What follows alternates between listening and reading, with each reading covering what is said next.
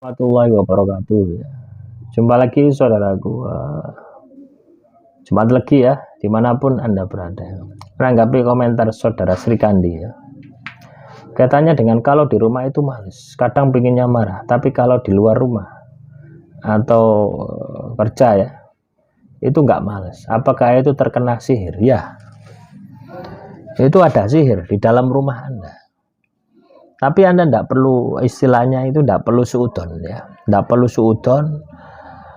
Yang Anda harus lakukan ketika Anda sudah bisa ada kesadaran diri ya.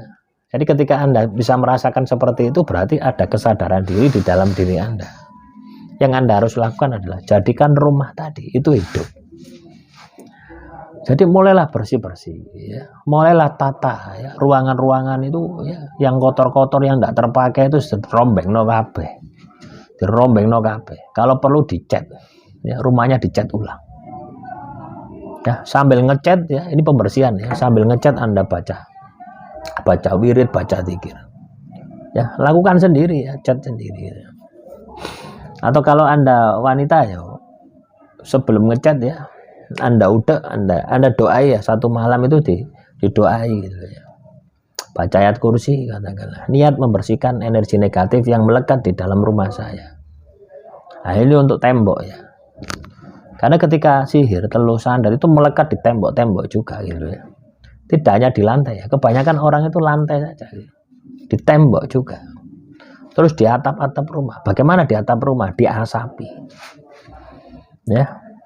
Anda beli dupa ya, beli dupa pewangi loh, pengewangi yang bisa menyebar gitu loh ya.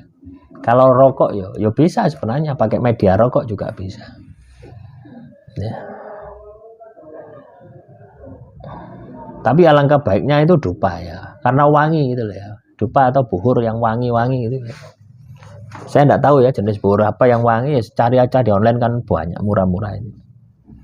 Nah, itu Anda doakan, Anda tirakati baca ayat kursi katakanlah 1000 kali ya, 1000 kali selama 40 hari misalkan ya. Setiap hari tiup niat membersihkan energi yang ada di dalam rumah saya supaya bersih semua hilang semua yang negatif itu. Nah, bisa lakukan cara itu. Terus juga lantainya dipel. Nah, setelah tempatnya bersih, buat ibadah.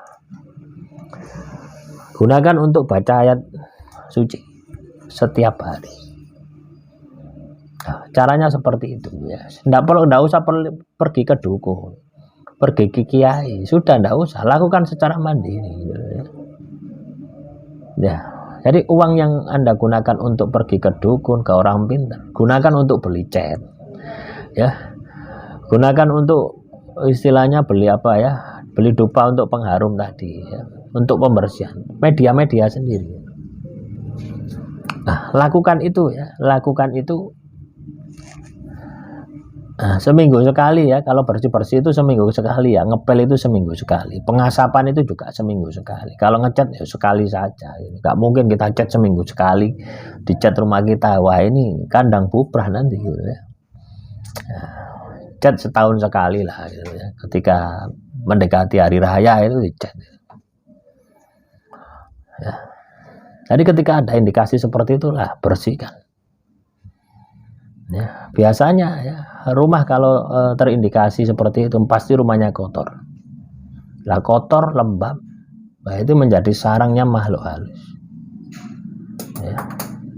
Terus juga ya, segala barang yang ada di dalam rumah Anda itu cuci. Airnya ini diruqyah dulu ya, dibacakan amalan-amalan yang Anda miliki. Ya nanti juga akan saya kasih ya di video ini amalan apa yang bisa Anda gunakan. Tapi di video yang lain ya, itu cuci semua pakaian, itu sudah terkontaminasi ya. Semua pokoknya barang-barang yang ada di dalam rumah Anda itu cuci. Sampai kasur pun cuci ya, cuci terus keringkan.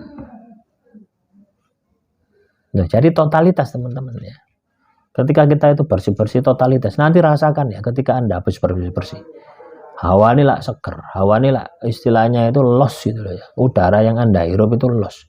Ambaan itu iso los gitu.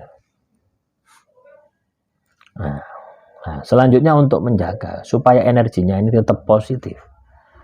Ya, lakukan ibadah. Gunakan rumah Anda untuk ibadah. Ya, gunakan rumah Anda untuk membaca ayat kursi, ayat suci ya. Ayat suci bukan ayat kursi, ayat suci ya. Ya, ayat suci bagian, ayat kursi juga bagian dari ayat suci itu ya.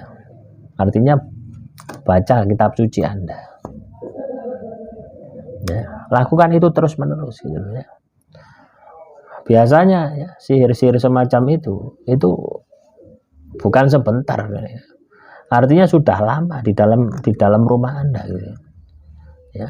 Dan mempengaruhi pola hidup Anda gitu. Pola hidup Anda yang dulunya istilahnya disiplin, sekarang sudah tidak disiplin lagi. Otomatis lambat laun hidup Anda pasti hancur, pasti berantakan. Jadi pengaruh sihir itu seperti itu teman-teman ya, pelan tapi pasti. Ya, sehingga tidak kerasa gitu ya. Orang terkena sihir itu tidak kerasa. Ya, kebanyakan kan seperti itu, tidak kerasa. Tiba-tiba celaka, tiba-tiba kehidupannya hancur. Nah, demikian yang bisa saya sampaikan. Semoga materi kali ini bisa bermanfaat. Assalamualaikum warahmatullahi wabarakatuh.